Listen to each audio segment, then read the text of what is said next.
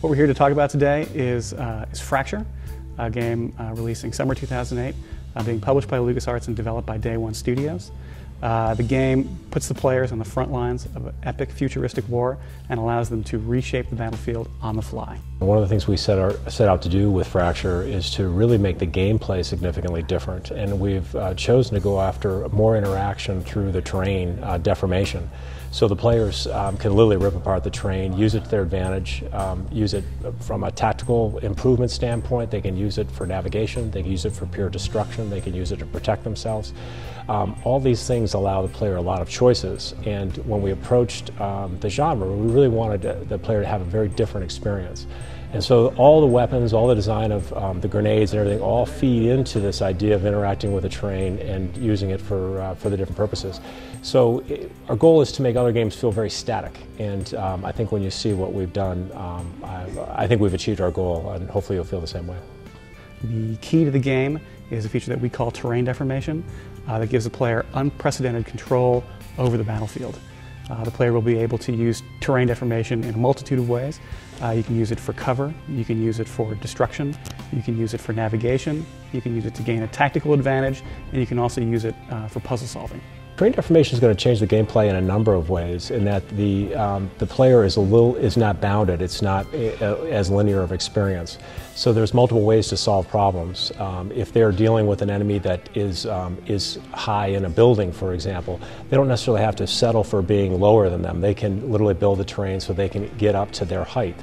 And there's a number of vehicles in the game to do that, whether it be just deforming the terrain, or we've got what we refer to as a spike grenade that you'll see in the demo later. And the player can actually ride that up and get up to a higher elevation and kind of level the playing field, if you want to think of it that way. Also using it as cover, so if a very aggressive enemy is attacking him, he may be able to use it to block that enemy and get that enemy's tactics to change. So that's how the terrain deformation works. The hero character in the game is a fellow named Mason Briggs. He fights on the side of the Atlantic Alliance. Mason Briggs is a terrain demolitions expert in the Atlantic Alliance Army, so he is uniquely skilled and able to deform terrain and fight the war.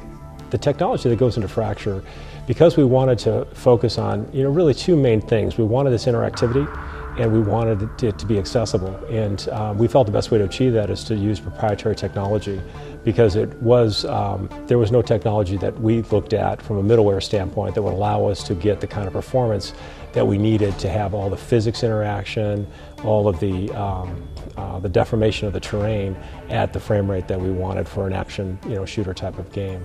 So the technology has been very, very challenging. Most of the systems that whether it be animation or artificial intelligence, really had to be rethought, because the AI being an example of the terrain dynamically changing, how the AI interacts with that, how they use the terrain, how they deform the terrain themselves, how they fight against you if you deform the terrain, all had to be rethought and iterated on. And I think you'll find it pretty interesting when you see it. I think the one thing I would like people to think about in Fracture is this interactivity, and getting the fact that you reshape the battlefield, you can reshape you as a person and how you fight, and in that turn reshape the nation, because it is about a fractured nation, not only fractured ground but fractured nation. So the whole idea of reshaping the battlefield is the one thing I think they should take away from.